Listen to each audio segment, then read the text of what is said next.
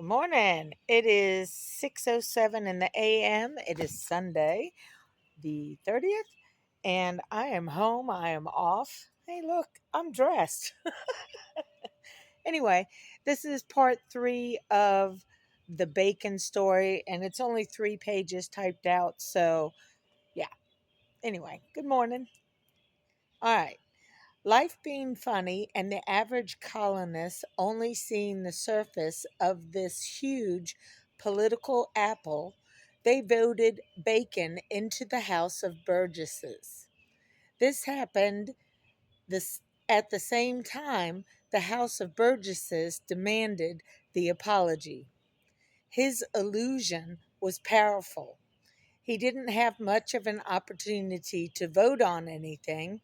However, before being taken into custody upon his arrival, if he wanted to take the seat he was elected into and to be part of the House, he had to apologize first. When he finally gave in, he was pardoned and allowed to take his seat. Mr. Page took a sip of brandy before he continued. When Bacon took his seat, items from previous sessions that he was not a part of were already on the floor and ready for a vote.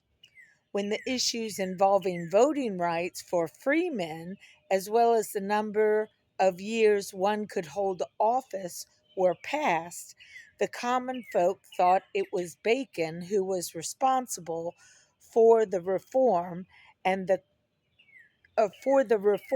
common folk wanted. Because of this, Bacon's illusion with the general public grew stronger. Worm in Apple's clothing, John said absent-mindedly. Mr. Page smiled at his son's understanding. Exactly, son. In the House of Burgess, things were going along okay until an argument about policies concerning the Indians erupted.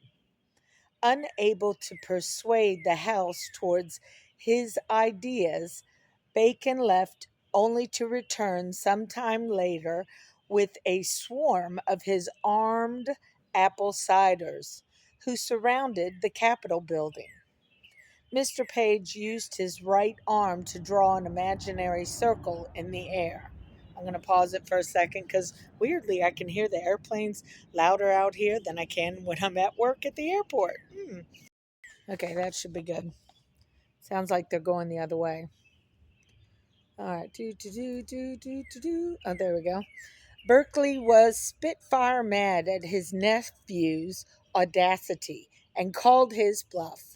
He tore his shirt open, baring his chest to the world, and told his nephew to shoot him in front of God and the Burgesses, Mr. Page said, pretending to rip off his own shirt. Judith gasped this time and said, "Really?" "Really," her smiling father replied. He pulled the balls out again and returned to juggling. Berkeley, still trying to be a gentleman about the entire affair, reached out to his young nephew, offering him to keep him okay. Reached out to his young nephew, to offering for him to keep his self-created army, but Bacon wanted more. He wanted to be in charge of all the armies against the Indians. The governor declined. He knew Bacon was bloodthirsty and wanted to kill all the innocent and non-innocent alike. When Berkeley started to walk away, Bacon and his apple ciders erupted into a shouting mob, yelling out threats to shoot the other members of the House.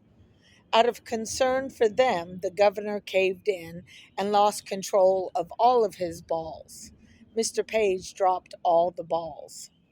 He started losing some of his marbles as well. Mr. Page went over to his brandy, which was sitting on an end table, and took a sip. Bacon was now in control of Jamestown and issued his declaration in the name of the people of Virginia on July 30th, 1676. One might as well say it was a declaration of Nathaniel's opinion about Berkeley, not a declaration for the people. He put in writing his views of Berkeley being a traitor to the crown by stating how Berkeley favored the welfare of the Indians over the crown, and so on along those lines. He listed all of those he considered as traitors to the crown because they sided with Berkeley and said they should be condemned as well. 3GP was on that list. Hold on, dude. Sorry. See, it's easier when I'm in my box. I have more control of things. But anyway. Really? John asked. Yes, sir, Mr. Page replied. At this point, power had gone to Bacon's head, and he became too cocky for his own good, or should I say, too pig-headed, since his name was Bacon. Mr. Page chuckled in a goofy fashion. Some of Berkeley's supporters, or at least non-Bacon supporters, infiltrated Bacon's army and helped Berkeley regain control of Jamestown.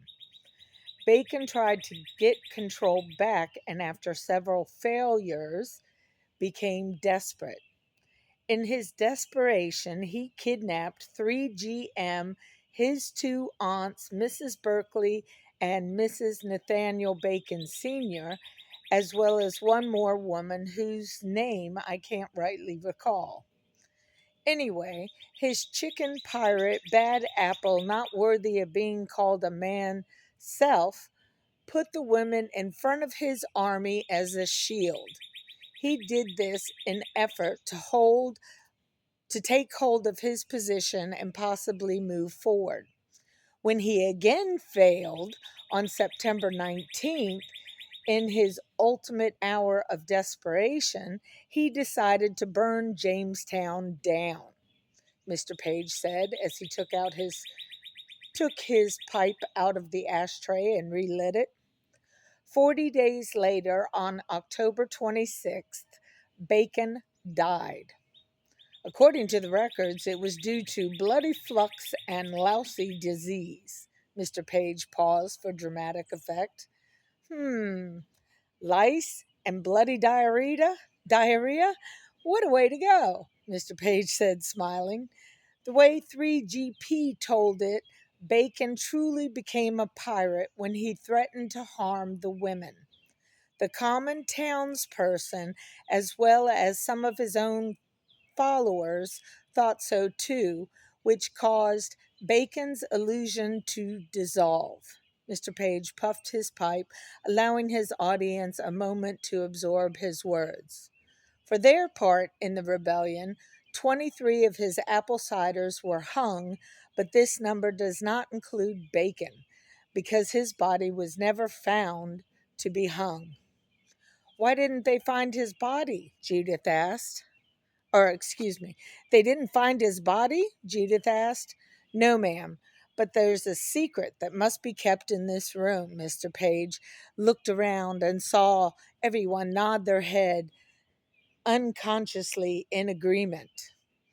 3GP never admitted this to anyone outside the family, but he and some friends, otherwise known as the Robin Hoods of Virginia, played their own hand at putting an end to Bacon and the damage he continued to cause. 3GP referred to him as such because he loved the original Robin Hood story so much. Only in 3GP's version, the rich and the poor worked together to eliminate a villain, a pirate, a bad apple named Nathaniel Bacon.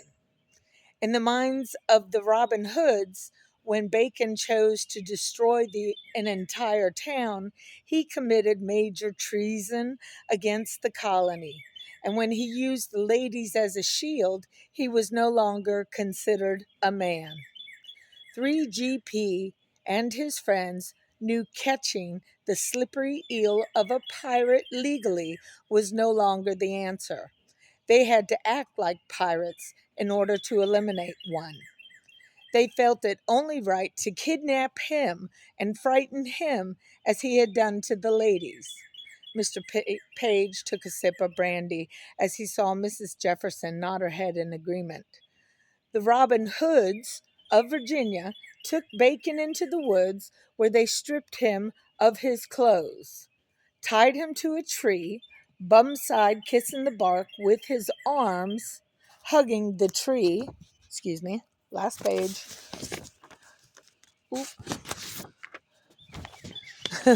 Sorry but thank you for your patience. Okay. Hugging the tree in a backwards fashion. Prior to the lashings he was about to receive, the Robin Hoods bickered amongst themselves in front of Bacon as to the quantity of lashings he should receive. How about a lashing for each of the infractions we have cited him with? One person asked. We should lash him at least once more for the slap in the face he gave his mother for what he has done with his life, shouted another. The Robin Hoods continued for some time, knowing this was a type of mental torture. Sorry, remember, I'm reading this from raw stuff. Anyway, it has been copyrighted, just so you know. Sometimes anticipation can bring more agony. The act can bring more agony than the actual event, or so it seems, Mr. Page said as he raised his eyebrow at the children. 3GP had the final say. One each. That's it. There are 7 of us present, 1 for each of the women he kidnapped, and 1 for Jamestown. If we were to vent our frustrations further than one good blow, we may turn as bitter as he. 1 strike each, so make it worthwhile. Prior to 3GP giving the first blow, all the Robin Hoods said a prayer for the misguided fool. Mr. Page relit his pipe for a quick puff. Everyone had their opportunity to lash. After everyone had their opportunity to lash him, 3GP was the first to speak to him up close. He wanted to continue his torture in another fashion.